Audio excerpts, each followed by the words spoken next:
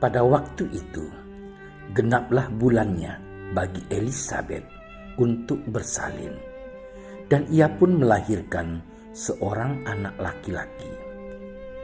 Ketika tetangga-tetangganya serta sanak saudaranya mendengar bahwa Tuhan telah menunjukkan rahmat-Nya yang begitu besar kepadanya, bersukacitalah mereka bersama-sama dengan dia. Maka datanglah mereka pada hari yang ke-8 untuk menyunatkan anak itu. Dan mereka hendak menamai dia Zakaria, menurut nama bapanya. Tetapi ibunya berkata, "Jangan, ia harus dinamai Yohanes." Kata mereka kepadanya, "Tidak ada di antara sanak saudaramu yang bernama demikian." Lalu mereka memberi isyarat kepada bapanya untuk bertanya nama apa yang hendak diberikannya kepada anaknya itu. Ia meminta batu tulis, lalu menuliskan kata-kata ini. Namanya adalah Yohanes. Dan mereka pun heran semuanya. Dan seketika itu juga terbukalah mulutnya dan terlepaslah lidahnya. Lalu ia berkata-kata dan memuji Allah. Maka ketakutanlah semua orang yang tinggal di sekitarnya. Dan segala peristiwa itu menjadi buah tutur di seluruh pegunungan Yudea. Dan semua orang yang mendengarnya merenungkannya dan berkata, "Menjadi apakah anak ini nanti? Sebab tangan Tuhan menyertai dia." Adapun anak itu bertambah besar dan makin kuat rohnya. Dan ia tinggal di padang gurun sampai pada hari ia harus menampakkan diri kepada Israel. Demikianlah Injil Tuhan.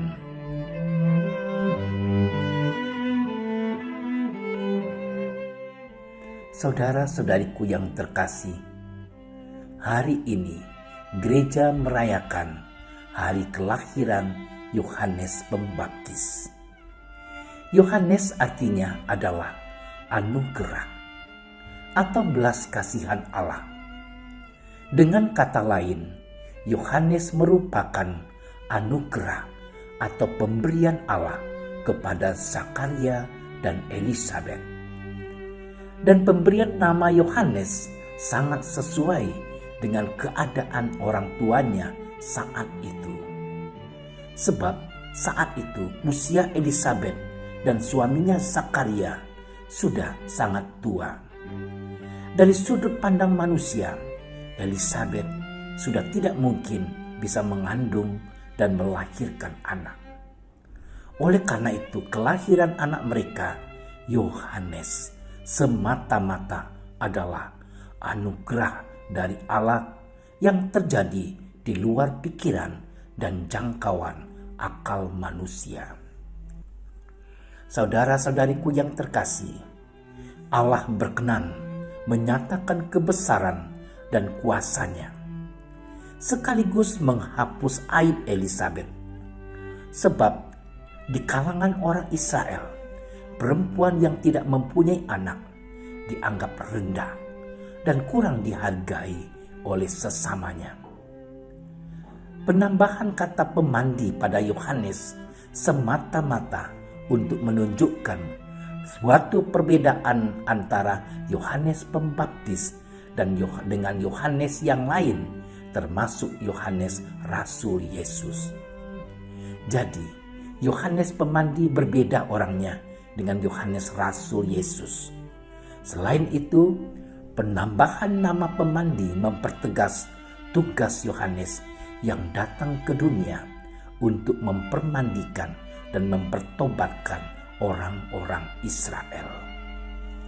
Saudaraku yang terkasih, Yohanes Pembaptis adalah utusan Allah yang bertugas menyiapkan jalan Yesus. Yohanes Pemandi adalah yang membaptis orang Israel di Sungai Yordan, dan termasuk Yesus salah satu orang yang dibaptis oleh Yohanes. Pembaptisan yang dilakukan Yohanes Pemandi adalah merupakan tanda pertobatan. Dengan membaptis orang-orang Israel, terutama baptisan bagi orang yang terbuka hatinya kepada Allah, oleh Yohanes Pemandi sesungguhnya telah membuka jalan keselamatan. Dia membawa orang-orang guna lebih mengenal dan mengalami kasih Allah yang hadir di dalam diri Yesus yang ada bersama-sama dengan mereka. Saudara-saudariku yang terkasih, Yohanes Pemandi membawa tugas yang berat dan mulia. Dia harus berusaha menyadarkan orang-orang Israel yang keras hati dan sulit menerima nasihat. Dan sebagai utusan Allah, Yohanes Pemandi tidak takut mewartakan kebenaran. Dia dengan jujur dan terbuka mengkritik orang Israel yang hidupnya tidak sesuai dengan perintah Allah. Karena keberanian dalam mewartakan kebenaran dan mengkritik orang Israel, termasuk Raja Herodes, Yohanes Pemandi akhirnya mati dibunuh. Tetapi walaupun demikian, dia meninggal saat melaksanakan tugas dari Allah Bapa. Nama Yohanes tetap harum dan akan selalu diingat sepanjang masa.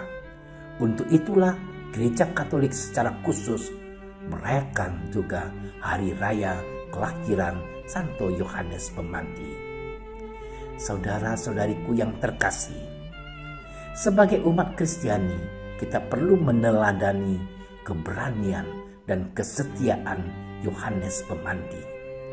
Dalam tugas kita masing-masing, kita terkadang takut dan segan mengkritik sesama karena merasa tidak enak atau sungkan. Padahal kita mempunyai kewajiban untuk menyadarkan orang yang menyimpang dari jalan Tuhan.